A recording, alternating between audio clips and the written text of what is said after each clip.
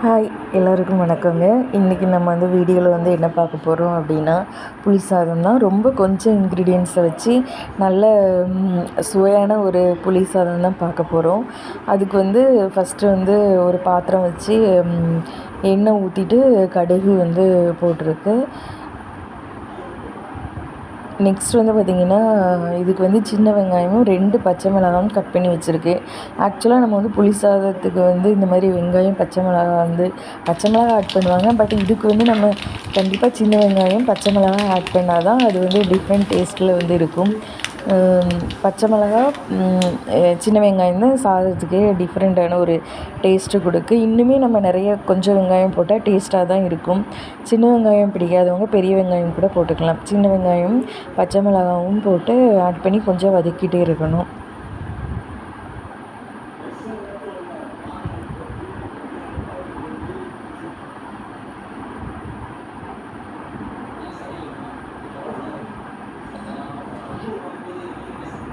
அதுக்கப்புறம் நம்ம கொஞ்சம் வதங்கின பிறகு கருவேப்பிலை ஆட் பண்ணிக்கணும். சின்ன வெங்காயம் பச்சை மிளகா தான் இந்த புளி சாதத்துக்கே ஒரு டிஃப்ரெண்ட் டேஸ்ட்டு கொடுக்குது. அதுக்கப்புறம் பெருங்காயம் கண்டிப்பாக ஆட் பண்ணிக்கணும். அப்போ தான் சாதம் நல்லா வாசமாக இருக்கும்.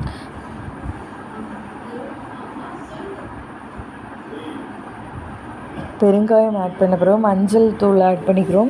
நாங்கள் பார்த்திங்கன்னா 2 வாட்டி மஞ்சள் தூள் போட்டோம். கொஞ்சம் சாதம் அதனால் கொஞ்சம் மஞ்சள் கலராக இருந்த மாதிரி இருந்துச்சு.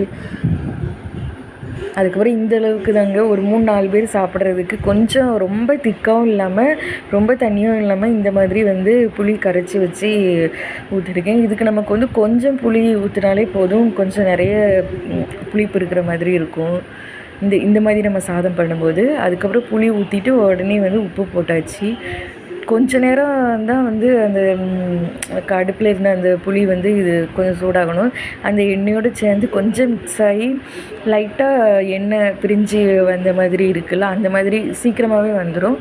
வந்த உடனே அதுக்கப்புறம் நம்ம லாஸ்ட்டில் தான் வத்தல் மிளகாத்தூள் ஆட் பண்ணணும். அப்போ தான் கலராக இருக்கும் பார்க்குறதுக்கு.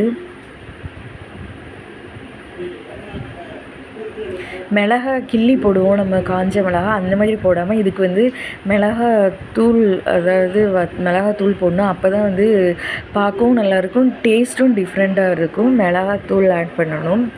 லாஸ்ட்டாக நம்ம சாதம் போட்டு கிண்டுறதுக்கு முன்னாடி மிளகாத்தூள் போட்டு மிக்ஸ் பண்ணிவிட்டு அதுக்கப்புறம் நம்ம சோறு ஆட் பண்ணிட வேண்டியது தான். ஆட் பண்ணி நமக்கு எவ்வளோ சோறு தேவையோ அந்தளவுக்கு ஆட் பண்ணி கிண்டிடணும்.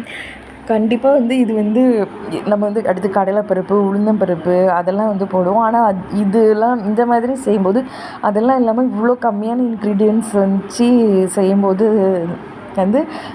அந்த டேஸ்ட் தனியாக இருக்கும். கண்டிப்பாக நீங்கள் ட்ரை பண்ணி பாருங்கள். இதுக்கு அந்த பச்சை மிளகா, வெங்காயம் அது ஒரு டிஃப்ரெண்ட் டேஸ்ட்டு கொடுக்கும். ரொம்ப டேஸ்ட்டாக இருக்கும். நீங்கள் ட்ரை பண்ணி பாருங்கள். கண்டிப்பாக வீடியோ பார்க்குறதோட மட்டும் இல்லாமல் கண்டிப்பாக செஞ்சு பாருங்கள். நாங்கள் மஞ்சள் தூள் அதிகமாக போட்டதுனால கலர் கொஞ்சம் மஞ்சளாக நீங்கள் மஞ்சள் தூள் குறைச்சி போட்டுக்கோங்க. கண்டிப்பாக ட்ரை பண்ணி பாருங்கள். வீடியோ பிடிச்சா லைக் பண்ணுங்கள், ஷேர் பண்ணுங்கள், சப்ஸ்கிரைப் பண்ணுங்கள். இது வரைக்கும் வீடியோ பார்த்ததுக்கு ரொம்ப தேங்க்யூங்க. நெக்ஸ்ட்டு நான் ஒரு வீடியோவில் மீட் பண்ணலாம். பாய்.